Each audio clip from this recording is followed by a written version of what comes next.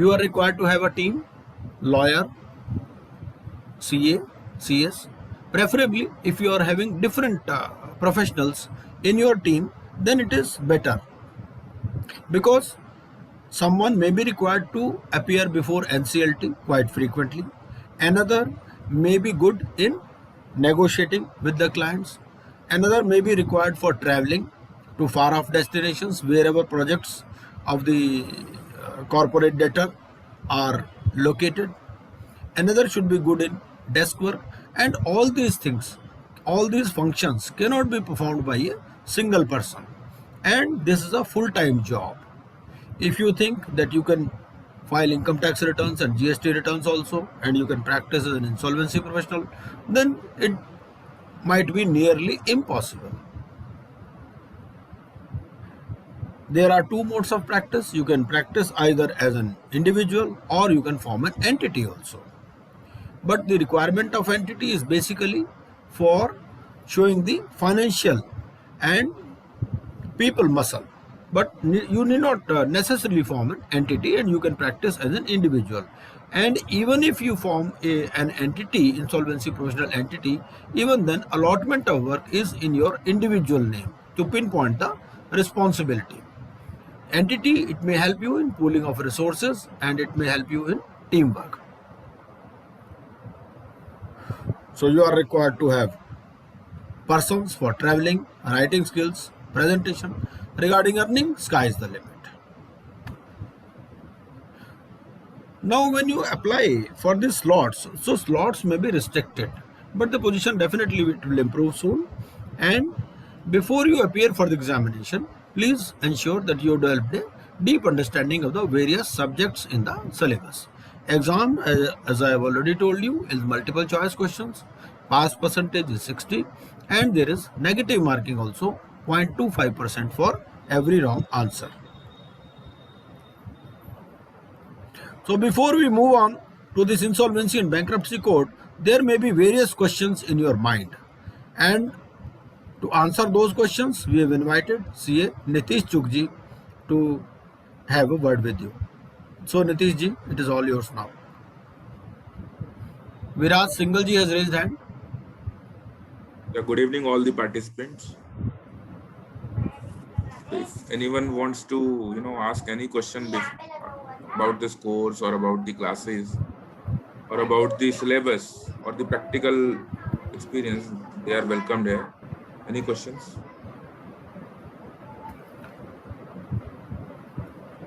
Sachin Singhal ji wants to say something. Sachin ji को मैं mute कर देता हूँ, अनम्यूट कर देता हूँ.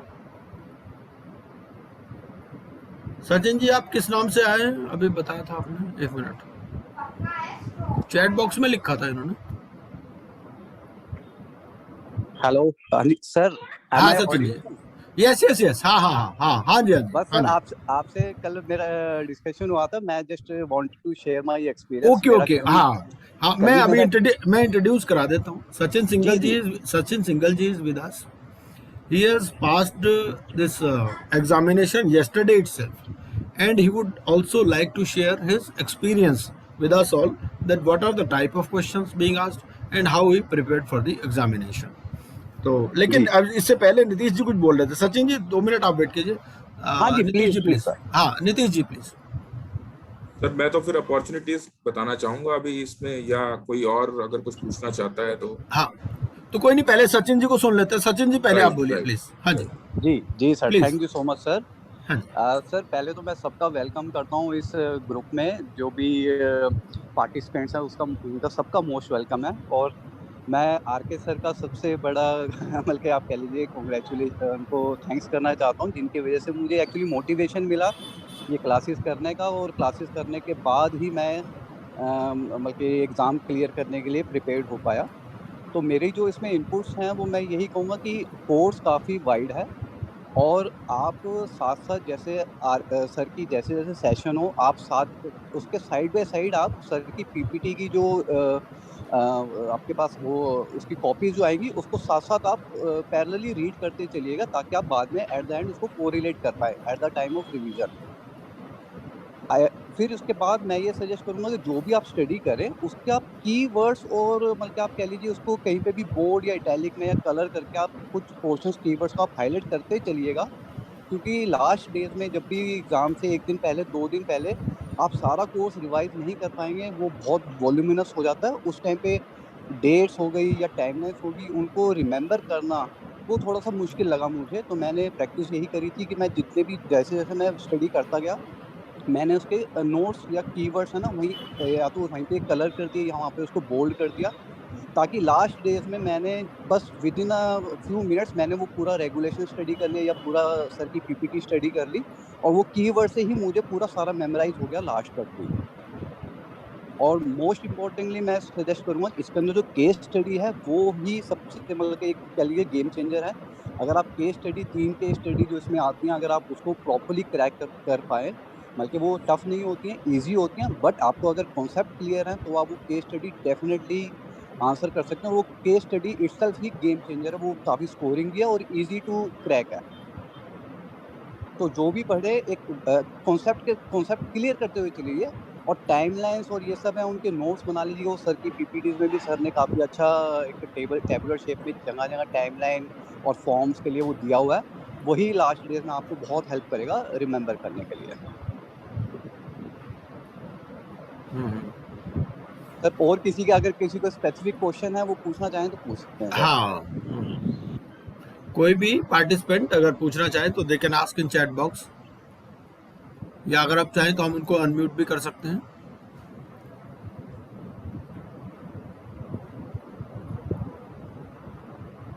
Okay, so Nitish ji, thank you very much, Sachin Singhal ji. It was really Thank you, wonderful sir. interaction with you, and you remain with us. You जी, remain in the group. You keep guiding your younger yes brothers and sure sisters. Sir, हाँ जी, हाँ जी, हाँ जी, sure sir, हाँ sure हाँ, sir. हाँ जी। तो Nitish thank ji, you sir. please. हाँ जी, हाँ जी. So Nitish ji will be speaking on the professional opportunities available in this field. Right, सबसे पहले तो कॉन्ग्रेचुलेशन सचिन जी को। सचिन जी ने एग्जाम क्लियर किया कल, बहुत अच्छी हाँ, बात है हमारे अंकित ग्रुप जैन में। जी ने भी कल क्लियर कर अंकित लिया। जैन जी ने भी एग्जाम क्लियर किया, तो हाँ। दोनों को बहुत बहुत बधाई सर। अब जो पॉइंट है वो है हमारा प्रोफेशनल अपॉर्चुनिटीज का। तो सबसे पहले मैं पार्टिसिपेंट से यही पूछना चाहूंगा कि इस कोर्स को सिलेक्ट करने के पीछे क्या मोटिवेशन है उनके पास, why have they selected this course. मतलब एक बेसिक आंसर मैं सबसे चाहूंगा, चाहे वो चैट बॉक्स में हो या फिर आप अनम्यूट करके अपने आप को अपना ओपिनियन दीजिए। थोड़ा इंटरेक्टिव बनाएंगे सर, तभी मजा आएगा। सभी से मेरा यही रिक्वेस्ट है कि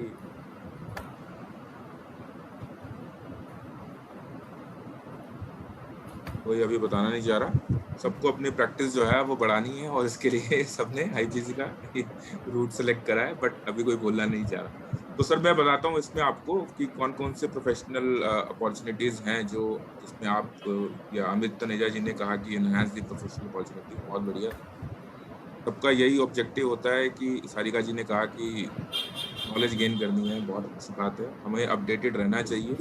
रीजन बीइंग के हो सकता है कि हमारे लिए डायरेक्टली रेलेवेंट ना हो आईबीसी कोड, बट हमारे बहुत सारे ऐसे क्लाइंट्स हैं जिनके लिए ऊपर एप्लीकेबल हो सकता है। तो इन सिचुएशन को कैसे डील करना है तो तभी पता चल पाएगा when we go through the entire syllabus और द बेसिक आईबीसी कोड। तो सर सबसे पहले आईबीसी में 3 सेक्शन है जो सबसे इम्पोर्टेंट है। डिटेल में तो गुप्ता जी बताएंगे, मैं तो सिर्फ ओवरव्यू बताता हूँ आपको। सेक्शन 7, सेक्शन 9, सेक्शन 10, जिसमें कि इंसॉल्वेंसी प्रोसीडिंग्स जो है वो फाइल हो सकती हैं। सेक्शन 7 में फाइनेंशियल क्रेडिटर फाइल करता है। सेक्शन 9 में operational creditor means other than the financial creditor, जिसने कोई डेट नहीं दिया हुआ, जिसने गुड्स एंड सर्विसेज सप्लाई की हैं, उनके रिलेशन में अमाउंट ड्यू है, ओवरड्यू है मोर देन ₹1 करोड़, तो वो फाइल कर सकते हैं। और सेक्शन 10 में company itself they can file for insolvency and bankruptcy, basically CRB process. तो ये 3 सेक्शन है। और as a professional what is our role, जैसे ही एप्लीकेशन एक्सेप्ट होती है, आईआरपी की अपॉइंटमेंट हो जाती है, इंटरिम रेजोल्यूशन प्रोफेशनल।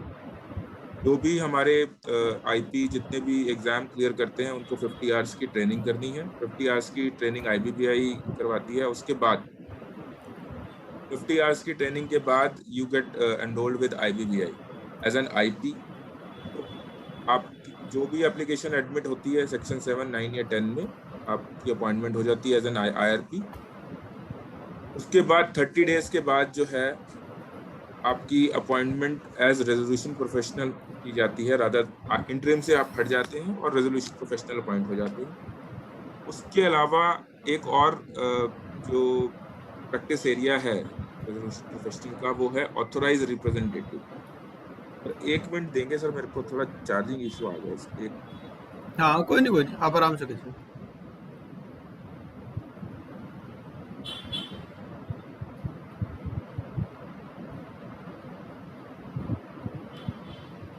तो जब तक नीतीश जी चार्ज करते हैं, मैं बता दूं आपको कि इस ग्रुप का बेसिक पर्पज यही है कि to help professionals in passing this limited insolvency examination. और 1 महीना तक हम लोग आपके साथ रहेंगे और generally we conduct 25 to 30 classes. We invite experts also in this forum, और बहुत सारी क्लासेस तो मैं खुद ही लेता हूँ, और उसके अलावा बहुत सारे एक्सपर्ट्स को भी हम अलग से बुलाते हैं जैसे जैसे उनकी अवेलेबिलिटी होती है या जैसे जैसे उनकी ज़रूरत होती है। नीतीश जी प्लीज। तो आई वाज टॉकिंग के एक तो आप हो गए रेजोल्यूशन आईआरपी, एक हो गए आरपी, और एक थर्ड होता है authorise representative for a class of creditors. For example कोई रियल एस्टेट कंपनी अगर वो सीआईआरपी प्रोसेस में एडमिट होती है, तो उस केस में there are number of creditors जो कि आपके फ्लैट ओनर्स हैं, या जिनको भी अलॉटमेंट लेटर इशू हुआ है, या जिन्होंने अमाउंट डिपॉजिट किया हुआ है लेकिन उनको अलॉटमेंट नहीं भी हुई है, तो they are a certain class of creditors. अब वो तो कई केसेस में 1000 नंबर्स हो जाता है, तो उनके लिए एक ऑथराइज रिप्रेजेंटेटिव चाहिए होता है, and that is an insolvency, that can be an insolvency professional also, और वही फिट बैठते हैं। तो this is also one of the practice area. बहुत सारे आईपीएस जो हैं वो सिर्फ ऑथराइज रिप्रेजेंटेटिव ही हैं, they are not doing any CIRP process on their own, वो सिर्फ रिप्रेजेंट ही करते हैं। प्लस इसके अलावा जो मेजर प्रैक्टिस इवॉल्व होती है that is relating to NCLT. NCLT में अभी हमारे बहुत सारे चार्टर्ड अकाउंटेंट्स हैं, brothers and sisters, those who are not practicing in NCLT. तो इंसॉल्वेंसी में इस कोड के अंदर there is a plethora of opportunities. आप किसी भी लेवल पे, किसी भी वर्क पे, कोई भी एप्लीकेशन के लिए, if you have the drafting skills, तो आप एनसीएलटी में प्रेजेंट हो सकते हैं एज एन आईपी भी, आईआरपी भी। लॉयर्स तो obviously they have an upper as, वो होते ही हैं, बट चार्टर्ड अकाउंटेंट्स के लिए भी एक बहुत ही यूनिक अपॉर्चुनिटी है। I know a number of chartered accountants in Mumbai, those who are having only 3 years or 4 years experience, तो वो आईपी तो बन नहीं सकते, but still they are doing a lot of cases of insolvency and appearing in NCLT। जितनी भी applications file करनी है, जितनी भी रिप्रेजेंटेशंस करनी है, नॉन कॉर्पोरेशन की है या कोई भी एप्लीकेशन फाइल करनी है, वो सारे के सारे चार्टर्ड अकाउंटेंट्स ही फाइल कर रहे हैं मुंबई रीजन। हमारे नॉर्दर्न में भी होंगे, I am not available, I am not having that knowledge, but still this is a great opportunity for all the chartered accountants. इसके अलावा आने वाले टाइम में, अभी तो क्या हुआ, पिछले 1 साल से कोविड की वजह से इंसॉल्वेंसी आईबीसी भी सस्पेंडेड था। तो 25 मार्च 2020 से लेके 1 साल पीरियड के अंदर जितने भी डिफॉल्ट्स हुए हैं उनके ऊपर इंसॉल्वेंसी प्रोसीडिंग्स नहीं हो सकती, तो वो सस्पेंडेड था 1 साल के लिए। लेकिन अब जो है this has again come to life, and expectation ये है कि आने वाले टाइम में बहुत सारे केसेस जो हैं वो फाइल होंगे। ये आईपीएस का नंबर भी बढ़ा रहे हैं।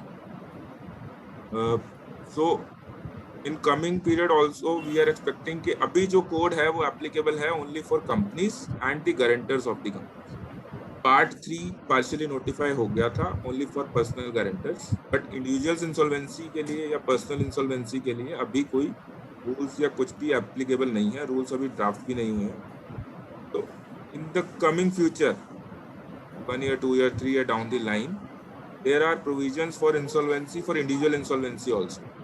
तो वहां पर भी इंसॉल्वेंसी प्रोफेशनल का एक बहुत बड़ा गेम होगा, क्योंकि individual insolvency obviously is greater than the corporate insolvency. Number of companies जो है वो लिमिटेड है, इंडिविजुअल्स जो है वो बहुत इंडिविजुअल नेम में जब बिजनेस कर रहे हैं, ट्रेडिंग कर रहे हैं या सर्विसेज दे रहे हैं, they are in huge numbers. तो फॉर दैट ऑल्सो आईपीएस के लिए आगे एक बहुत अच्छा फ्यूचर है। प्लस इसके अलावा अभी एसएमई से रिलेटेड जो है एक प्री पैकेज CRP प्रोसेस के ऊपर बहुत ज़्यादा चर्चा हो रही है। आने वाले टाइम में हो सकता है कि SMEs के लिए ये बहुत ज़्यादा रेगुलर रूटीन में आ जाए, और there could be a number of opportunities in this also. अभी तो कुछ फाइनल नहीं है इसका, बट वी आर एक्सपेक्टिंग के बहुत सारे SMEs जो हैं which have been hurt by due to this COVID, वो सारे के सारे इंसॉल्वेंसी में जाएंगे, एंड उनके लिए प्री पैक्ड इंसॉल्वेंसी जो है that will be a boon for them. उसमें सबसे बड़ा जो डिफरेंस है वो ये है, CIRP प्रोसेस में क्रेडिटर ड्रिवन है। आपके जितने भी देनदार हैं वो एक IP को अपॉइंट करेंगे और वो कंपनी को रन करेगा। ऐसे फॉर SMEs एक ये जो प्री पैक वाला कंसेप्ट है, उसमें जो ओरिजिनल डेटर इन डिफॉल्ट है that can also hold the company. वो बाद में भी रेजोल्यूशन प्लान देकर भी कंपनी को अपने पास रख सकता है, but in normal CRP process जो एग्जिस्टिंग प्रमोटर्स हैं या जो कंपनी को रन करते हैं, बोर्ड ऑफ डायरेक्टर्स हैं, they can not claim the company. तो this is the huge difference and a big relief to SMEs also. वो अपने डिफॉल्ट को भी रेगुलराइज कर देंगे इस तरीके से, और अपना एक जो ट्रबल है उनके बिजनेस में उससे बाहर निकल के they can still regain the company. तो एक तो ये हो गया हमारा SMEs का, एक हो गया हमारा इंडिविजुअल इंसॉल्वेंसी का। एक हमारा जो कंसेप्ट अभी डेवलप हो रहा है OECD के through, that is relating to cross border insolvency. अभी जो इंसॉल्वेंसी लिमिटेड है वो इंडियन कंपनीज पे ही लिमिटेड है। अभी अगर आपका कोई बाहर का डिफॉल्ट है तो that is not yet covered. So cross border insolvency है, उसके अंदर it will be a two way resolution process with और outside the boundaries of India. आपका किसी बाहर की कंपनी ने आपको लोन दिया हुआ है या आपने किसी को लोन दिया हुआ है, तो please after the finalization of this cross border insolvency जो भी गाइडलाइंस होंगी उसके according there will be a number of cases जहां पर इंसॉल्वेंसी प्रोफेशनल्स की रिक्वायरमेंट आने वाली है जब क्रॉस बॉर्डर इंसॉल्वेंसी फॉर्मुलेट हो जाएगा पूरा। अभी तो बिल्कुल ही स्टार्टिंग उस पे है, स्टेज पर है, there is no such cases, but we are expecting in future insolvency professionals की बहुत ज़्यादा डिमांड होगी because of all these reasons. और सबसे बड़ी बात यह है कि एज एन इंसॉल्वेंसी प्रोफेशनल आपको you have to devote a lot of time to this profession. एक फुल टाइम प्रोफेशन है, इसमें आपको पूरा टाइम अपना डिवोट करना है, पूरी एनर्जी डिवोट करनी है। आप साइड बाय साइड कुछ और मेजर असाइनमेंट्स नहीं कर सकते, कोई मेजर प्रैक्टिस नहीं कर सकते। तो there is no legal foundation, but due to time constraint you will not be able to do it. So in that case बहुत सारे IPs तो जो है they will not opt for this work. हाँ, एग्जाम क्लियर कर लिया, training भी कर ली, रजिस्टर्ड IP भी बन गए, but they don't want to give up their traditional practice. तो that is also an added advantage. इसके अलावा एक और कंसेप्ट है हमारा AFA का है, that is authorization for assignment. वो हमारा लेटर स्टेज पे हम कभी डिस्कस करेंगे। तो अभी इतना बता देता हूँ कि अगर हमारे अभी 3700 या 3800 के अराउंड IPs पूरे कंट्री में रजिस्टर्ड हैं, तो कम से कम 1000-1200 जो है उनको AFA नहीं है उनके पास। That means they can not registered as an insolvency, they can not practice as an insolvency professional. Authorisation for assignment आपको लेना पड़ता है। तो अप्रॉक्सीमेटली इफ आई से 2600 IPs के पास AFA है, they can only practice as an IP, बाकी नहीं कर सकते प्रैक्टिस। इसको डिटेल में फिर हम कभी आगे जब करेंगे तब पढ़ेंगे इसको। और कोई अपॉर्चुनिटी इससे रिलेटेड? इससे रिलेटेड तो सर यही अपॉर्चुनिटी है, जैसा कि सर ने और बताया कि you can practice as an individual also and as well as in insolvency professional entity also. Entity बनाने की कुछ रिक्वायरमेंट्स हैं। मिनिमम नेटवर्थ जो है 1 CR होनी चाहिए। पहले बहुत सारी एंटिटीज बनी थी, लेकिन ओवर द लास्ट मंथ्स बहुत सारी एंटिटीज जो है वो डिसॉल्व हो गई हैं। उसका एक रीज़न ये है कि जो पहले गाइडलाइंस थी उसमें IPE जो है वो सिर्फ उन्हीं को सर्विसेज दे सकते हैं जो उसमें पार्टनर थे। फॉर एग्जांपल, अगर गुप्ता जी की एक IPE है तो उस IPE में जो पार्टनर्स हैं सिर्फ उन्हीं को ही IPE सर्विसेज दे सकते थे। बट ये क्लॉज जो है ये अमेंड किया आफ्टर दिस पैंडेमिक, IBBI ने क्लॉज को अमेंड किया और उन्होंने ओपन कर दिया कि एक IPE किसी भी इंसॉल्वेंसी प्रोफेशनल को सर्विसेज अपनी दे सकती है। सो नाउ दैट आइडिया कि IPE फ्लोट करेंगे, उसमें बहुत ज़्यादा दम रह नहीं गया, बिकॉज अगर मैं कोई असाइनमेंट लेने जाऊँ and if I to give them the letters that I have been backed by such and such IPE, so that exposure or that synergy will always be there. अगर आपको कोई IPE बैक कर रही है without appointing you or without making you a partner or a director, then also the weightage will be same. तो बहुत सारी entities जो हैं अभी over the last few months इन्होंने सरेंडर कर दिया, डिसॉल्व हो गई हैं, but still a number of entities are working. यही है सर मेन ओवरव्यू तो IBC का। अगर कोई क्वेरीज हैं इनसे रिलेटेड, अपॉर्चुनिटीज से रिलेटेड, या किस एंटिटी में जाना चाहिए या इंडिविजुअल प्रैक्टिस करनी चाहिए, then the house is open.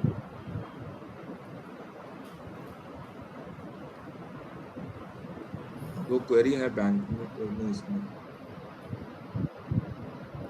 अच्छा, ये इन्होंने बताया नेहा जी ने और Krishna ji, why they want to do this course. Very good sir. आप बैंकर हैं तो that is a good thing. Banker हैं तो आपको पता होना चाहिए। अच्छा, एक चीज मैं बताना भूल गया इसमें कि जैसे हम ये कह रहे हैं कि even if we don't want to practice as an IP, लेकिन हमें नॉलेज होनी चाहिए। क्यों नॉलेज होनी चाहिए? क्योंकि बहुत सारे ऐसे हमारे क्लाइंट्स हैं जिनको IBC के नोटिस आते हैं, बहुत सारे ऐसे नोटिस आते हैं कि आप हमारा डिफॉल्ट जो आपने किया हुआ है उसे रीपे करिए, otherwise we will move to IBC। तो इन दैट केस हमें ये भी देखना है कि क्या कर सकते हैं हम, क्या एडवाइस कर सकते हैं क्लाइंट को with in the parameters of this act. जैसे कि ये एक्ट बोलता है, IBC एक्ट बोलता है कि ये जो डिफॉल्ट है कि तभी आप एप्लीकेशन फाइल कर सकते हो जब इसमें कोई डिस्प्यूट ना हो। अगर आपका कोई डिफॉल्ट है, कोई पेमेंट में डिले है ड्यू टू सम डिस्प्यूट, तो ये एक्ट के परव्यू से बाहर हो जाएंगे आप। अगर कोई आपके क्लाइंट को कोई नोटिस आता है कि आपने ये पेमेंट नहीं करी और आप पेमेंट करिए, otherwise we will take it to IBC, तो you can simply say that this amount is in dispute, तो this act is not applicable. और आपके कहीं पे रिकवरेबल बनते हैं, आपकी क्लाइंट के किसी की रिकवरी बनती है जो कि डिस्प्यूट में नहीं है, वहाँ पे आप नोटिस शेयर कर सकते हैं, उनको नोटिस भेज सकते हैं। वहाँ पे आप किसी अपने आपको या अपने फ्रेंड को एज एन इंसॉल्वेंसी प्रोफेशनल के लिए नेम प्रपोज कर सकते हैं। So this is also another way of looking कि अपॉर्चुनिटीज क्या हैं। आपकी प्रोफेशनल प्रैक्टिस तो है, वो तो है ही, plus this is an additional revenue source for you. आप नोटिस आएंगे, नोटिस ड्राफ्ट करेंगे या नोटिस के रिप्लाई ड्राफ्ट करेंगे, that is also additional work. I have to start my website and as per ICI there will be professional misconduct if I do social media marketing. So I will have to surrender my COP. Is there any such rule in IBC also? Ma'am अब तो individual website जो है वो institute ने allow कर दी है। पहले तो कॉर्पोरेट फॉर्म में या पार्टनरशिप फॉर्म में अलाउड थी, अब तो इंडिविजुअल्स को they can have their own website. I am also having my own website, individual name में वेबसाइट है। And the only criteria is कि आपको वेबसाइट के अंदर कोई भी पुश कंटेंट नहीं होना चाहिए, सारा का सारा पुल कंटेंट होना चाहिए। अगर मुझे कोई इन्फॉर्मेशन चाहिए तो I should demand some information from you. आप अपने आप से मेरे साथ कुछ शेयर मत करिए कि मेरे क्लाइंट्स कौन से हैं, मेरा रेवेन्यू क्या है, मेरा USP क्या है। नो, अभी that is not permitted by ICI। लेकिन अगर मैं आपसे पूछना चाहूँ कि आपका रेवेन्यू क्या है, आपका कौन से स्ट्रीम में आप वर्क करते हैं, that is allowed. And so I will have to surrender my COP। ऐसा तो कुछ भी नहीं है कि COP सरेंडर करना पड़ेगा। अगर डिसिप्लिनरी एक्शन होता है, कोई डिसिप्लिनरी डिसीजन लिया जाता है, तभी COP सरेंडर होता है। वो भी सरेंडर तो कम ही होता है। सरेंडर तो नॉर्मली मिसकंडक्ट के केस में होता है, जैसे कि सत्यम के केस में हुआ था। और IBC में तो सर, IBC में क्या है कि आपको you cannot be in job, you have to be in practice only. अगर आप प्रैक्टिस में हैं तभी आपको IBPI में रजिस्ट्रेशन मिलेगा, अदरवाइज आपको रजिस्ट्रेशन ही नहीं मिलेगा। तो नो पॉइंट कि आप COP छोड़ के आप कहें कि मैं IBC की प्रैक्टिस करना चाहता हूँ, आपको रजिस्ट्रेशन ही नहीं मिलेगा।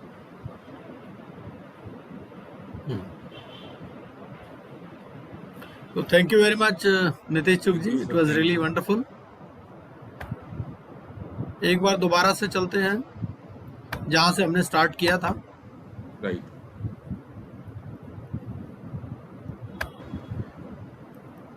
मैं 2 मिनट में दोबारा से एक बार आपको शुरुआत से ले चलता हूं, क्योंकि हो सकता है कुछ लोगों ने लेट ज्वाइन किया हो। ये पीपीटी मैं आपके साथ ग्रुप में भी शेयर कर दूंगा। देखिए अभी जैसे जुलाई चल रहा है, 7 जुलाई, ये हमारा बैच चलेगा, समझिए आप 15 जुलाई के 15 अगस्त के आसपास, ठीक है। ऑलमोस्ट 1 मंथ हो जाता है to complete the entire syllabus. Side by side आपको स्लॉट बुक कर लेना है वहां पर IBBI की साइट पर जाकर के, दिस इज द लिंक। और स्लॉट आपको कई बार हो सकता है अभी जुलाई का मिल रहा हो, अगस्त का नहीं मिल रहा हो, तो थोड़े दिन बाद आपको अवेलेबल हो जाएगा अगस्त का स्लॉट, तो आप अगस्त एंड का स्लॉट बुक कर सकते हैं, ठीक है। ये उसका पूरा प्रोसीजर है, 1500 plus GST every time you pay, और जितने an number of times you can appear, ठीक है। ये सिलेबस है, सिलेबस इज क्वाइट कॉम्प्रिहेंसिव, ये पूरा हमने देखा था सिलेबस। और ये है कि बेसिक अंडरस्टैंडिंग आपको हर एक चीज़ की चाहिए, इसीलिए सिलेबस इतना कॉम्प्रिहेंसिव है। IPE के दीपक बंसल जी ने शायद पूछा था कि IPE के क्या एडवांटेजेस हैं या डिसएडवांटेजेस हैं। तो देखिए ऐसा है कि आपको जो अलॉटमेंट होगा काम का, वो होगा एज एन इंडिविजुअल ओनली, चाहे आपने इंसॉल्वेंसी प्रोविजनल एंटिटी ही बना रखी है। और जैसा नीतीश चुग जी ने बताया कि IPE can back any professional, ठीक है ना। तो बैकिंग आप किसी भी IPE की ले सकते हैं, अगर आप IPE का पार्ट नहीं भी है तो भी, ठीक है ना। तो इसीलिए अभी थोड़ा सा IPE थोड़ा डाउन स्लाइड पर है, और एज एन इंडिविजुअल ही ज़्यादा लोग प्रैक्टिस करना प्रेफर करते हैं। अब आइए देखते हैं थोड़ा सा basic overview of the IBC क्या है। जैसे पार्ट 1 है, पार्ट 1 ऑफ IBC ये बात करता है प्रीएम्बल की। तो प्रीएम्बल एक बहुत ही इंपॉर्टेंट पार्ट है इसमें, और हमें प्रीएम्बल को बड़े ध्यान से पढ़ना है, क्योंकि प्रीएम्बल क्या क्या बात करता है, प्रीएम्बल में बहुत सारी बातें कही गई। उसके बाद में फिर पार्ट 2 है, पार्ट 2 CIRP से रिलेटेड है। फिर पार्ट 3 जो है वो इंडिविजुअल्स और पार्टनरशिप फॉर्म से रिलेटेड है। पार्ट 4 में बेसिकली बोर्ड वगैरह या और रेगुलेशंस हैं, और पार्ट 5 फिर मिसलेनियस है। तो there are 5 parts and then there are 12 schedules. ये जो हमें पढ़ना है, इसमें एक तो हमें इंसॉल्वेंसी एंड बैंक्रप्सी कोड पढ़ना है, उसके अलावा हमें अब इसमें क्या क्या आएगा कोड में, ये रूल्स एंड रेगुलेशंस हैं, जितने भी जो गाइडलाइंस हैं इशूड बाय IBBI, जितने भी सर्कुलर्स हैं, जो भी नोटिफिकेशंस हैं, ये सारे हमारे सिलेबस का पार्ट है, ठीक। अब मैं आपको दूसरे PPT पर ले चलता हूँ।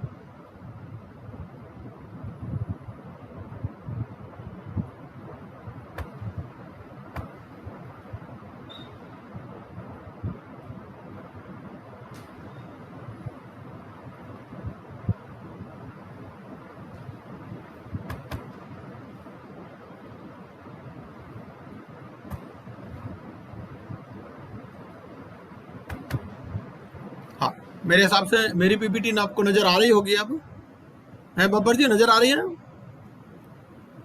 Presentation on insolvency and bankruptcy code? आ रही है सर, ओके, विजिबल है। हाँ। तो अब आइए इसमें देखते हैं कि जैसे मैंने बताया इसके 5 पार्ट्स हैं, ठीक है। 5 पार्ट्स के अलावा फिर हर एक में कुछ ऐसे पार्ट्स हैं जिसमें चैप्टर हैं, किसी में चैप्टर नहीं भी है। जैसे पार्ट 1 और पार्ट 5 में कोई अलग से चैप्टर्स नहीं है, लेकिन पार्ट 2, पार्ट 3, पार्ट 4 में कुछ चैप्टर्स भी हैं, फिर अलग से सेक्शंस हैं। कुछ डेफिनेशंस ऐसी हैं जो पूरे कोड पर अप्लाई होती हैं, वो पार्ट 1 में है। और फिर जो डिफरेंट पार्ट्स में डेफिनेशन, जैसे पार्ट 2 में अगर कोई डेफिनेशन है वो पार्ट 2 पर ही अप्लाई होंगी, पार्ट 3 वाली पार्ट 3 पर, और इस तरह से, ठीक है। और इसमें 12 शेड्यूल्स हैं। अब सबसे पहले देखते हैं कि भाई ये आया क्यों, IBC क्यों आया। क्योंकि ये जो एग्जिस्टिंग फ्रेमवर्क था इंसॉल्वेंसी एंड बैंक्रप्सी रेजोल्यूशन का, it was इनएडिक्वेट, ineffective and it resulted in undue delays. भाई देखो IBC आने से पहले भी तो ये चीज़ें होती थी, डिफॉल्ट पहले भी होता था, कंपनीज एक्ट में जाते थे, सीका में जाते थे, सरफेसी में जाते थे, RDB में जाते थे, ठीक है ना। इंडिविजुअल इंसॉल्वेंसी से रिलेटेड भी थे प्रोविजंस, लेकिन उनमें क्या था कि वो government found it इनएडिक्वेट, ineffective and resulting in undue delays. तो बहुत सारी कमिटीज बनी, कमीशंस बने, जिन्होंने कहा भाई ये सारे जितने भी लॉज है ना इंसॉल्वेंसी से रिलेटेड, इनको कंसोलिडेट करो, ठीक है। तो नवंबर 2015 में एक बैंक्रप्सी लॉ रिफॉर्म्स कमेटी बनी, और इस कमेटी ने ये रिकमेंड किया insolvency and bankruptcy code and it was introduced in parliament in December 2015। और इस कोड का ऑब्जेक्टिव क्या है? It is to consolidate and amend the laws relating to insolvency acts of 1909 and 1920 and amend several acts. ठीक है, ये दोनों जो एक्ट्स हैं 1909 और 1920 ये इंडिविजुअल इंसॉल्वेंसी से रिलेटेड है, और बहुत सारे एक्ट्स जिनमें जैसे कंपनीज एक्ट थे, कंपनीज एक्ट में भी कुछ वाइंडिंग अप से रिलेटेड प्रोविजंस थे, लिक्विडेशन से रिलेटेड प्रोविजंस थे, वो यहाँ पर ले आए पार्टनरशिप एक्ट में, और बहुत सारे एक्ट्स में जहाँ जहाँ पर भी जो एक्ट्स में इंसॉल्वेंसी या बैंक्रप्सी से रिलेटेड जो लॉज थे उनको यहाँ पर ले आए थ्रू अमेंडेड दीज एक्ट्स। और ये जो अमेंडमेंट इन वेरियस एक्ट्स है यही हमारे 12 शेड्यूल्स हैं। 12 शेड्यूल्स में दिया गया है कि भाई शेड्यूल 1 में किस एक्ट को अमेंड किया गया, इस तरह से। और ये जो कोड है it aims at promoting investments as well as resolution of insolvency of corporate persons, firms and individuals. ठीक है, तो चाहे कोई अल्टीमेटली इसी में आ जाएंगे सारे। ठीक है, चाहे कंपनी हो, चाहे फर्म हो, चाहे इंडिविजुअल हो।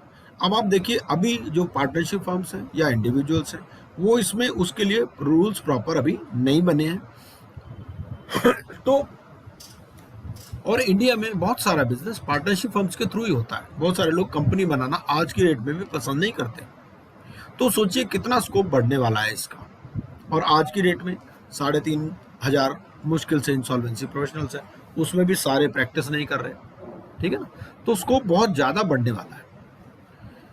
It provides for designating the NCLT and DRT as the adjudicating authorities. तो यहाँ पर कोर्ट की कॉन्सेप्ट नहीं है, कोर्ट का इंटरफियरेंस नहीं है। कोर्ट को उन्होंने कहा कि भाई देखो कोर्ट जो है वो एडजुडिकेटरी फंक्शन परफॉर्म करे अपना, हाई कोर्ट का कोई जुरिस्डिक्शन इसमें नहीं है।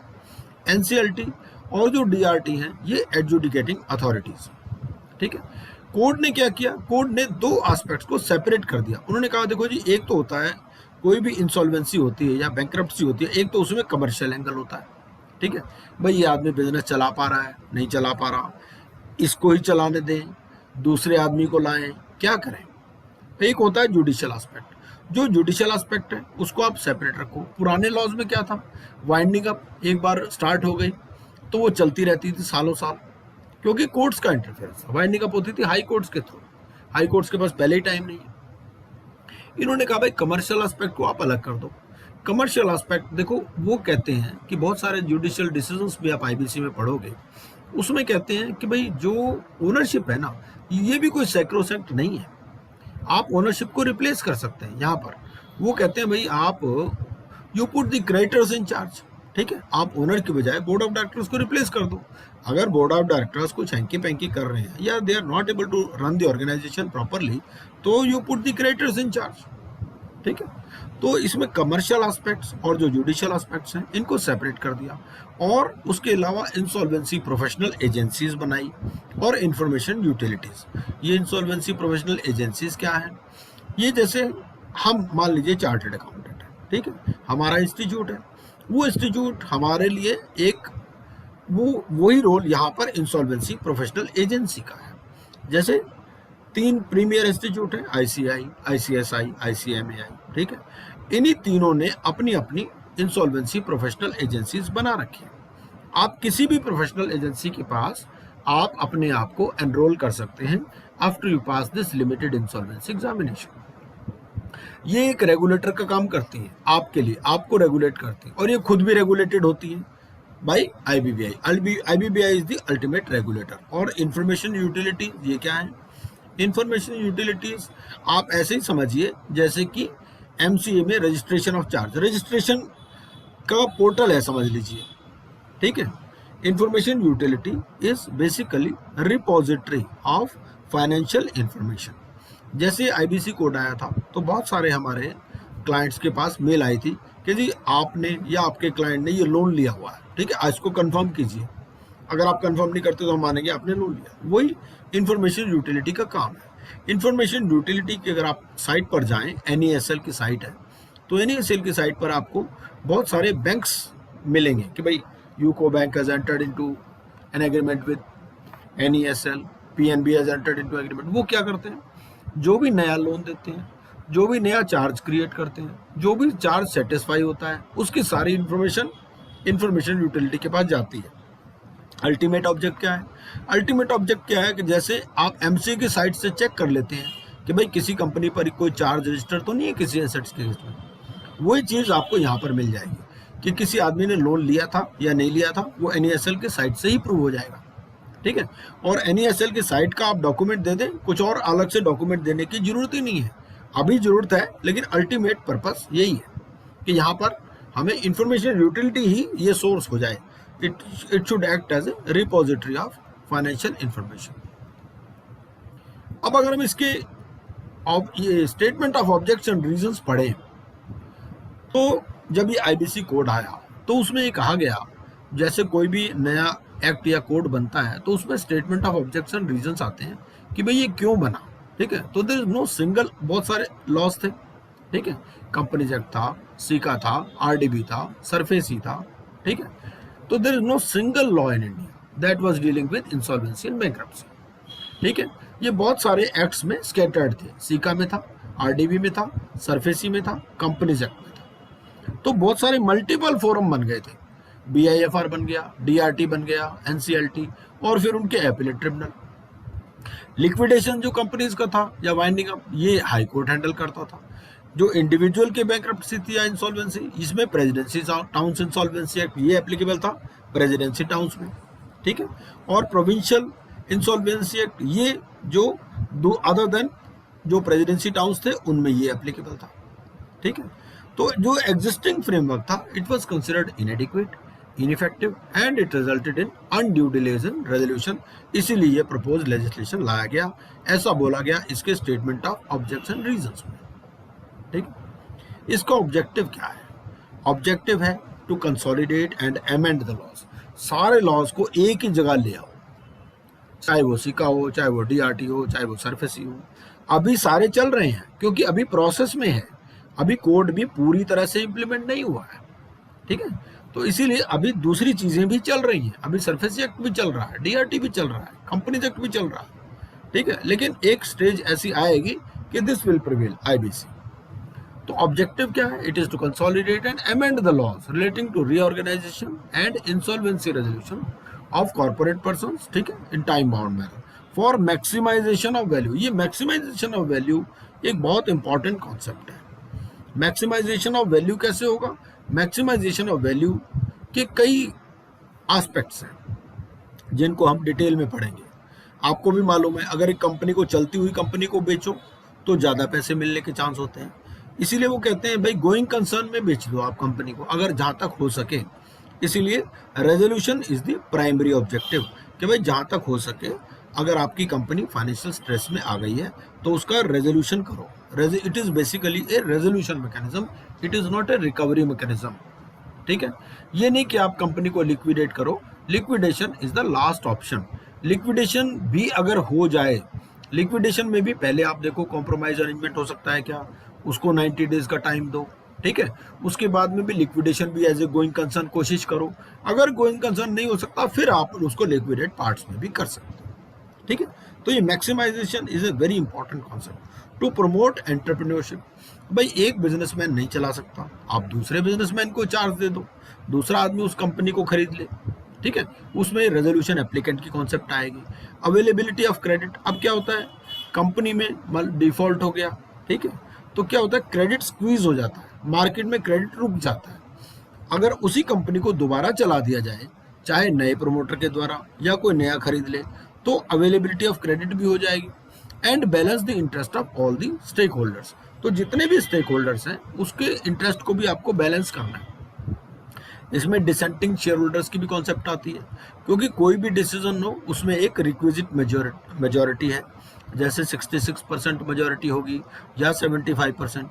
तो अगर उस मेजॉरिटी के अलावा भी तो कुछ लोग होंगे ना जिन्होंने वो डिसेंटिंग में आ जाते हैं, तो चाहे वो डिसेंटिंग फाइनेंशियल क्रेडिटर्स हों, चाहे वो ऑपरेशनल क्रेडिटर्स हों, उनके इंटरेस्ट को कैसे बैलेंस किया जाएगा, ये सब भी बातें हम इसमें पढ़ेंगे, including alteration in the priority of payment of government dues. जैसे कि हम इनकम टैक्स एक्ट वगैरह पढ़ते थे, उसमें हम क्या पढ़ते हैं, उसमें पढ़ते हैं कि भाई income tax dues will be recovered as arrears of land revenue. ठीक है। लेकिन यहाँ पर उन्होंने कहा कि भाई गवर्नमेंट अपने ड्यूज को जल्दी ना करे अपने ड्यूज रिकवर करने की, ठीक है, चाहे जीएसटी के ड्यूज हो, चाहे इनकम टैक्स के ड्यूज हो, ये ऑपरेशनल क्रेडिटर्स में आएंगे, इनको कोई वोटिंग पावर नहीं होगी आईबीसी में, और इनका भी हेयर कट हो सकता है, कोई जरूरी नहीं है, हो सकता है इनको जीरो मिले, ये नहीं है कि भाई जीएसटी की पेमेंट है तो पूरी ही मिलेगी, हो सकता है इनको 10% मिले, जीरो मिले, और उसके अलावा फिर आप अपील भी नहीं कर सकते, ठीक है। जो मिल जाएगा आपको मानना पड़ेगा, क्योंकि एनसीएलटी अगर ऑर्डर पास कर देगी, अगर रेजोल्यूशन प्लान अप्रूव हो गया तो बस वहीं पर ही उसका क्लेम खत्म। आप अपील में जा सकते हो उस ऑर्डर के अगेंस्ट में, ठीक है ना, लेकिन रेजोल्यूशन प्लान एक बार अप्रूव हो गया तो वो ये मान लिया जाएगा कि सबने उसको एग्री कर लिया है। और ऐसे बहुत सारे केसेस हैं जिसमें बैंक्स को भी हेयर कट हो रहा है या गवर्नमेंट ड्यूज भी को भी नहीं मिल पा रहे हैं, इस तरह से। तो बेसिक ऑब्जेक्टिव क्या है? कंपनी को चलाना। बेसिक ऑब्जेक्टिव ये नहीं कि उससे पैसे निकाल लेने, ठीक है। An effective legal framework for timely resolution of insolvency and bankruptcy would support development of credit markets and it will encourage entrepreneurship, ठीक है भाई। You bring new resolution applicant, you bring new buyers, you bring new promoters in place of the existing promoters who are not performing, so it will encourage entrepreneurship, it will unleash the credit market also, and it would also improve ease of doing business and facilitating more investments leading to higher economic growth and development, क्योंकि business चलेगा तभी तो economic growth होगी। उन्होंने कहा government वालों को भाई आप भी जल्दी मत करो, अगर बिजनेस चलेंगे तो आपको अपने आप ही रेवेन्यू आएगा, ये नहीं कि कंपनी बंद हो रही तो हम सबसे पहले अपना पैसा निकाल लें, ऐसा नहीं। तो गवर्नमेंट ड्यूज को भी कहा भाई you are also at a lower pedestal in IBC. ये जो हमारा इंसॉल्वेंसी और बैंक्रप्सी कोड है, इसमें there are 5 parts, there are 23 chapters, there are 12 schedules, पहले 11 थे अब 12 हो गए, 255 सेक्शंस है। अब 255 सेक्शंस के अलावा भी क्या होगा, ए बी सी आगे करने लग गए, अभी तो ए ही आया। जैसे क्या होता है, जैसे इनकम टैक्स एक्ट में भी हम देखते हैं कि भाई किसी से रिलेटेड सेक्शन से रिलेटेड कोई नई चीज डालनी है तो वो क्या करते हैं, ए डाल देते हैं उसमें। सेक्शन 32 है, 32A बना दिया, इस तरह से, ठीक।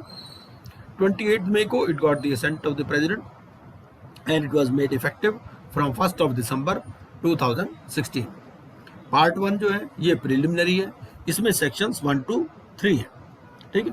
पार्ट 2 जो है, पार्ट 2 डील करता है insolvency resolution and liquidation process for corporate persons. यही इस कोड की जान है, क्योंकि ये जितने भी प्रोविजंस हैं पार्ट 2 से रिलेटेड सारे नोटिफाई हो चुके हैं, इनके रेगुलेशंस भी आ चुके हैं, चाहे वो सीआईआरपी से रिलेटेड हो, चाहे वो लिक्विडेशन से रिलेटेड हो। देखिए 2 एस्पेक्ट आपको नजर आ रहे होंगे, एक है रेजोल्यूशन, एक है लिक्विडेशन।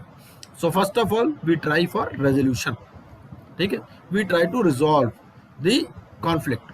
अब रेजोल्यूशन कैसे होगा? रेजोल्यूशन में ये है कि भाई वो पुराने वाला तो चला नहीं पा रहा, तो आप एक नया रेजोल्यूशन एप्लीकेंट लाएंगे, ठीक है। नया रेजोल्यूशन एप्लीकेंट बोलेगा भाई मैं इस कंपनी को इतने में खरीदूंगा, इस तरह से ये हेयर कट आएगा, और अगर रेजोल्यूशन पॉसिबल नहीं है तो फिर लिक्विडेशन होगा। Liquidation is last resort. Different chapters हैं इसमें, चैप्टर 1, चैप्टर 2, चैप्टर 7 तक है, ठीक है। उसके बाद में फिर पार्ट 3 है।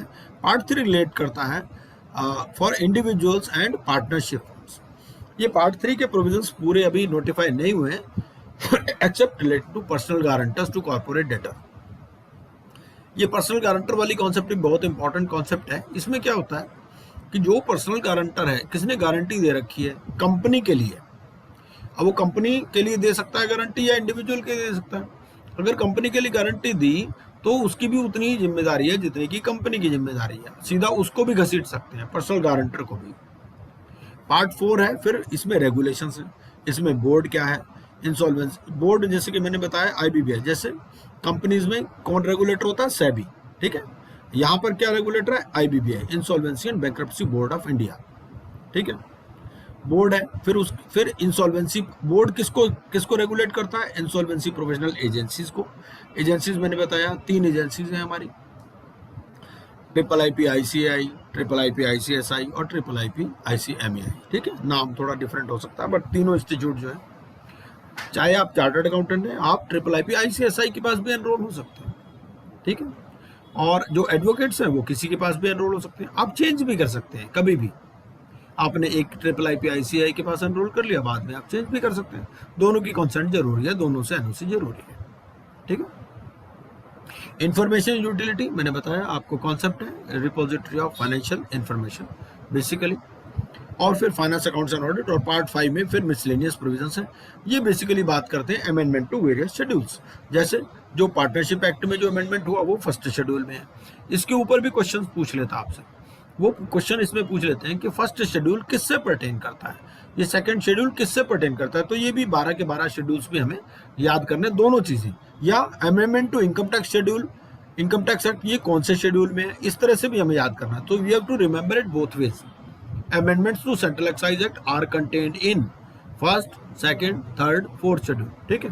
तो आपको टिक करना होगा जो भी है आपका answer. Amendment to Finance Act are contained in second, third, fourth, sixth, इस तरह से। ये हमारा 12th शेड्यूल है। 12th शेड्यूल में बहुत सारे एक्ट्स हैं। अब उन्होंने कहा ये तो बहुत ही लंबी लिस्ट होती जाएगी, तो 12 में बहुत सारे डाल दिए, ठीक है। 11 तक तो 1-1 करते रहे, तो ये सारे फिर जो है, और इसमें भी लास्ट लाइन डाल दी सच अदर एक्ट्स, तो मतलब अब 12 तक ही रहेंगे, 12 में ये एडिशन होता रहेगा। अब इससे पहले कि हम ये अपना IBC कोड को पढ़ें, ये बैंक्रप्सी लॉ रिफॉर्म्स कमेटी भी हमारे सिलेबस में है। तो ये बजट स्पीच जो थी 2014-15 की, अरुण जेटली जी ने कहा कि भाई entrepreneur friendly legal bankruptcy framework will be created for small and medium enterprises to enable them to exit business easily. India में क्या है, बिजनेस स्टार्ट करना इजी है, लेकिन एग्जिट करना इतना इजी नहीं है, ठीक है। आपने कंपनी बना ली, उसको वाइंड अप करना इतना इजी नहीं है। तो उन्होंने कहा कि भाई entrepreneur friendly legal bankruptcy framework will be created, ऐसा बजट स्पीच में बोला गया। तो this was the need of the hour, as the entrepreneurs found that they were stuck with the business organization years after their business has failed। भाई business चल नहीं रहा, बंद करना भी मुश्किल हो रहा है, लेबर यूनियंस की प्रॉब्लम है, गवर्नमेंट अथॉरिटीज की प्रॉब्लम है। तो starting is easy but exiting is not easy, exit is too complex and tardy, ठीक है। And to bring back the confidence of the entrepreneur it was essential that the bankruptcy framework be reviewed and reform. इसके लिए बनाई गई Viswanathan committee. In the backdrop of the statement by the then finance minister, the bankruptcy law reforms committee, इसके ऊपर भी question पूछ लेता है कि bankruptcy law reforms committee के चेयरमैन कौन थे, Shri T K. Viswanathan. It was set up in August 2014 and it was named as Vishwanathan Committee. It submitted its report in November 2015 in 2 volumes. Volume 1, ये अगर आपको टाइम मिले तो आपको ये bankruptcy law reforms committee की रिपोर्ट भी जरूर पढ़नी चाहिए। कुछ लोगों को पढ़ने में इंटरेस्ट होता है तो उनको ये जरूर पढ़ना चाहिए। Volume 1 is text of findings and recommendations and volume 2 is draft insolvency in bankruptcy code. और ऑलमोस्ट सारी रिकमेंडेशंस इनकी मोर और लेस मान ली गई थी, जो भी रिकमेंडेशंस इसमें थी, ठीक है, except some little bit of tinkering. Recognizing that there are multiple contradictory elements in the legal arrangements, the committee took up the task of drafting a single unified framework, ठीक है। तो इस कमेटी ने ये देखा भाई हम सिंगल यूनिफाइड फ्रेमवर्क डालें, ठीक है, which deals with bankruptcy and insolvency by persons other than financial firms. तो फाइनेंशियल सर्विस प्रोवाइडर्स के लिए अलग रूल्स बने और other than financial service providers के लिए अलग रूल्स बने। Viswanathan committee was a firm believe that financial creditors alone can provide the best answer in resolving insolvencies. उन्होंने कहा जिन लोगों ने कंपनी में फंडिंग की है, भाई प्रमोटर को क्यों हम इंपॉर्टेंस देते हैं, प्रमोटर को इंपॉर्टेंस इसीलिए तो देते हैं ना, उसने अपना पैसा लगाया, ठीक है ना। अब क्या हो रहा है, प्रमोटर ने पैसा तो लगाया नहीं, प्रमोटर ने लोन ले लिया। तो भैया जब प्रमोटर परफॉर्म नहीं कर रहा तो जिन्होंने कंपनी को फंड किया है, जिन्होंने लोन दिया है, पुट देम इन चार्ज।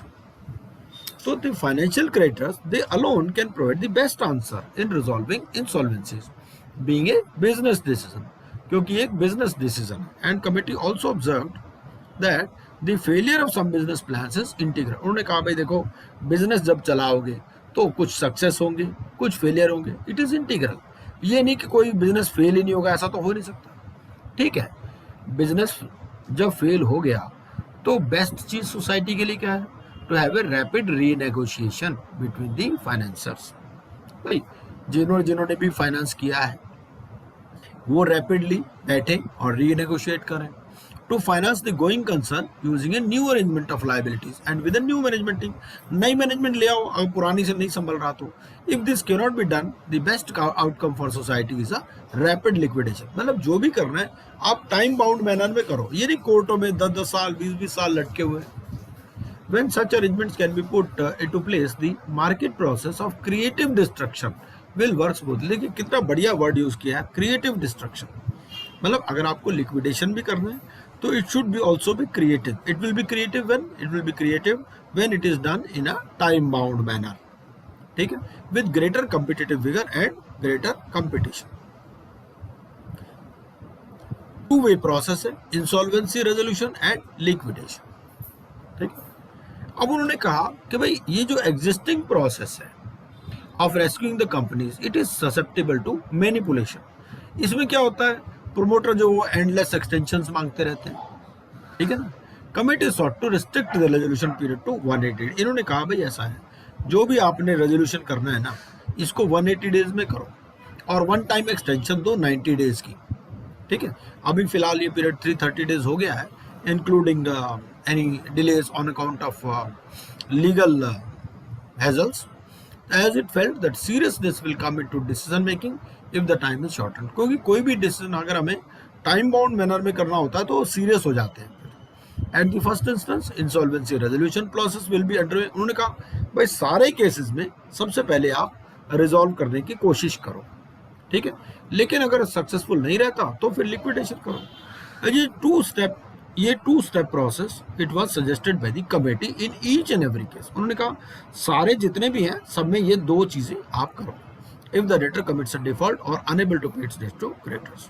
ठीक है, तो टू वे प्रोसेस. फिर उन्होंने कहा भाई गवर्नमेंट की क्या जरूरत है, no need of any government on. ठीक है, तो committee strictly avoided bringing in arms of the government. उन्होंने कहा लेजिस्लेचर, भाई लेजिस्लेचर का रोल क्या होना चाहिए, जुडिशियल इंटरप्रिटेशन. ठीक है, एग्जीक्यूटिव का इसमें कोई रूल नहीं, जुडिशरी का रूल नहीं. वो अपने आप को रिस्ट्रिक्ट करें किस पर, जो legal interpretation, judicial interpretation. Notable aspect of the committee was the recommendation of appointment of regulated private insolvency professionals. ठीक है, अब ये रेगुलेटेड प्राइवेट इंसॉल्वेंसी प्रोफेशनल्स क्या है, ये वही इंसॉल्वेंसी प्रोफेशनल जिसके लिए आप यहाँ पर सारे हैं, to handle insolvency resolution process and then liquidation. So there was deliberate attempt to keep away the official liquidation from the insolvency process. तो उन्होंने कहा भाई दोनों को आप सेपरेट रखो. अल्टर्ड डिस्ट्रीब्यूशन वाटर, ये भी एक बहुत इंपॉर्टेंट एस्पेक्ट था. ये हम कुछ मेजर एस्पेक्ट्स डिस्कस कर रहे हैं BLRC के. ये जो डिस्ट्रीब्यूशन वाटरफॉल है which is given section 53, the distribution waterfall to the claimants as suggested by the committee kept the government dues at priority below the unsecured financial creditors. इन्होंने कहा भाई इनको unsecured financial creditors के नीचे रखो. ठीक है, as it felt that in the long run this would increase, would होना चाहिए, गलती से वर्ड लिख दिया, this would increase the availability of finance, reduce the cost of capital, promote entrepreneurship and lead to faster. भाई business चलेगा तो सबको पैसे मिलेंगे, गवर्नमेंट को भी मिलेंगे. गवर्नमेंट पहले ही अपने पैसे ले लेगी तो बिजनेस वैसे ही बंद हो जाएगा. The committee also observed that the government will also be the beneficiary of this process as economic growth will increase revenues. भाई आप इकोनॉमी को ग्रो करने दो, जब इकोनॉमी ग्रो करेगी तो रेवेन्यू भी मिलेगा. It also felt that the efficiency enhancement and consequent greater value capture through the proposed insolvency regime will bring in additional gains to both the economy and the exchequer. उन्होंने कहा economy को भी फायदा होगा और exchequer को भी फायदा होगा. तो जो गवर्नमेंट ड्यूज है उनको आप लोअर पेडेस्टल पे रखो. ठीक, फिर simplified fresh start process for individuals. एक इसमें कॉन्सेप्ट रखी गई सिंप्लीफाइड फ्रेश स्टार्ट की. तो Viswanathan committee suggested a simplified process for default by individuals, including a concept of fresh start, where specified loans of a limited class of borrowers can be waived. ठीक है, उन्होंने कहा भाई देखो कुछ आदमी ऐसे हो सकते हैं जिसकी इनकम भी कम है, जिसका एसेट बेस भी कम है, जिसका लाइबिलिटी भी कम है, तो उनके लिए फ्रेश स्टार्ट रख दो. जैसे किसानों के लोन माफ कर देते हैं, गवर्नमेंट करती है ना, इसी तरह से यहाँ पर एक फ्रेश स्टार्ट प्रोसेस आया. अभी कुछ हुआ नहीं है इसमें, लेकिन मतलब कोड में है भाई जिसकी इनकम बिलो स्पेसिफाइड लिमिट है, जिसके एसेट्स बिलो स्पेसिफाइड लिमिट है, जिसकी लाइबिलिटी बिलो स्पेसिफाइड लिमिट है, उसको फ्रेश स्टार्ट मतलब आप मौज करो, आपने कुछ नहीं देना, ठीक है, लेकिन आपके रिकॉर्ड में एंट्री हो जाएगी कि भाई इसने फ्रेश स्टार्ट अवेल किया है, ठीक है। Speed is the essence, speed is of essence, ठीक है। 180 days, one time extension 90 days, अभी 330 हो गया, तो speed is the essence. Shorter insolvency resolution period the committee felt would trigger quicker decision making by the creditors और the fate of debtor and if the resolution fails, ठीक है ना, तो पहले रिजॉल्व करने की कोशिश करो, रेजोल्यूशन नहीं होता तो लिक्विडेट करो। Liquidation value of the assets will not suffer A greater fall और डिमिनिशन। देखिए, एक कंपनी को बंद करने में मान लो 10 साल लग जाए, तो 10 साल में तो प्रोजेक्ट पे भी जंग लग जाता है, ठीक है। आपकी कंपनी बंद हो गई, आपने 6 महीने में डिसीजन ले लिया, 6 महीने में तो कंपनी में इतना कोई डाउनफॉल नहीं आता ना एसेट्स में, तो लिक्विडेशन वैल्यू ऑफ एसेट्स भी ज़्यादा सफर नहीं करती अगर क्विकर डिसीजन मेकिंग होती है, ठीक है ना। तो उन्होंने कहा the delays cause value destruction.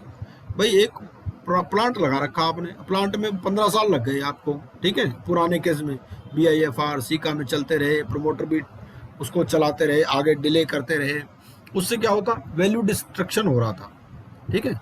आप यहाँ आओ, क्विकर डिसीजन मेकिंग करो, बस चला सकते हो चलाओ, नहीं चला सकते बेचो।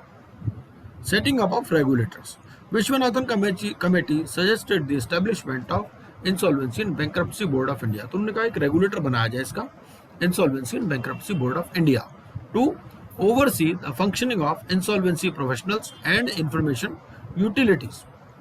ये इंसॉल्वेंसी प्रोफेशनल्स को भी देखेगा, इंसॉल्वेंसी प्रोफेशनल एजेंसीज को भी देखेगा और इंफॉर्मेशन यूटिलिटीज को भी, तीनों को रेगुलेट करेगा। The committee envisioned the bankruptcy law should not be burdened with bankruptcy process, which should evolve through regulations. तो उन्होंने कहा भाई कोड में मेन बातें दे दो, बाकी जो है रेगुलेशंस के थ्रू करो, ठीक है। अगर आप कोड वाली बुक देखोगे तो कोड के पेजेस लिमिटेड है, कोड के अलावा जो रेगुलेशंस हैं वो बहुत ज़्यादा है आपके, ठीक है। अगर आप अपना कोड देखोगे तो कोड आपका, जैसे मैंने कमर्शियल वाली बुक सजेस्ट की है आपको, तो कोड में अगर आप 12th शेड्यूल तक भी चले जाओ तो 12th शेड्यूल तक बहुत ज़्यादा नहीं है, ये आपके 196 पेजेस में आ गया, ठीक है। लेकिन अगर आप ये सारे रूल्स, रेगुलेशंस, नोटिफिकेशंस वगैरह सबको इंक्लूड करो तो कहाँ पर पहुँच जाते हो आप, 778, ठीक है। तो ऑलमोस्ट 600 पेजेस के तो आपके रेगुलेशंस और रूल्स ही हैं। जो कोड है आपका वो 196 पेजेस में रन कर रहा है। तो इन्होंने कहा कि भाई बैंकरप्ट जो प्रोसेस है ना उसको अलग कर दो आप, ठीक है। जो लॉ है उसको अलग करो, प्रोसेस को अलग करो, प्रोसेस को इवॉल्व होने दो रेगुलेशंस, क्योंकि रेगुलेशंस किसने देने हैं, रेगुलेशन देने हैं IBBI ने बेसिकली, ठीक है ना। तो IBBI जो है वो रेगुलेशंस बनाएगी या इंसॉल्वेंसी प्रोफेशनल एजेंसीज कुछ बनाएंगे रेगुलेशन, जो रूल्स है वो सेंट्रल गवर्नमेंट बनाएगी। तो उससे क्या होगा कि फ्लेक्सिबिलिटी आ जाएगी to the regulator to amend them based on experience, क्योंकि अभी नया लॉ है, इवॉल्व हो रहा है, बहुत सारे जो रेगुलेशंस हैं टाइम टू टाइम चेंज होते रहते हैं। बहुत सारी पिछले 100 ईयर्स में, ये मैंने पूरा एक चार्ट दिया है कि बहुत सारी गवर्नमेंट कमेटीज बनी हैं, तो you can go through this committees charts. जो पुरानी कमेटीज थी और जो विश्वनाथन कमेटी थी, इनकी अप्रोच में फर्क था। उन्होंने क्या किया, उन्होंने जो पुराने लॉज थे उसी में कोशिश की कि भाई उसी को थोड़ा बहुत अमेंड कर दें। इन्होंने क्या किया, they rewrote the whole code, ठीक है। Viswanathan committee they had the mandate of comprehensive reform covering all aspects of bankruptcy of individuals and non financial firms, ठीक है। फाइनेंशियल फर्म्स के लिए उन्होंने कहा अलग करो कि भाई बैंक्स तो किसी के अगेंस्ट में जा सकते हैं लेकिन बैंकों के अगेंस्ट नहीं जा सकते, ठीक है। जो फाइनेंशियल सर्विस प्रोवाइडर्स हैं उनको इससे अलग रखा गया, उनके लिए कहा भाई अलग से रूल्स बनाएंगे, वो बना भी दिए, उसको भी हम पढ़ेंगे इन ड्यू कोर्स, ठीक है।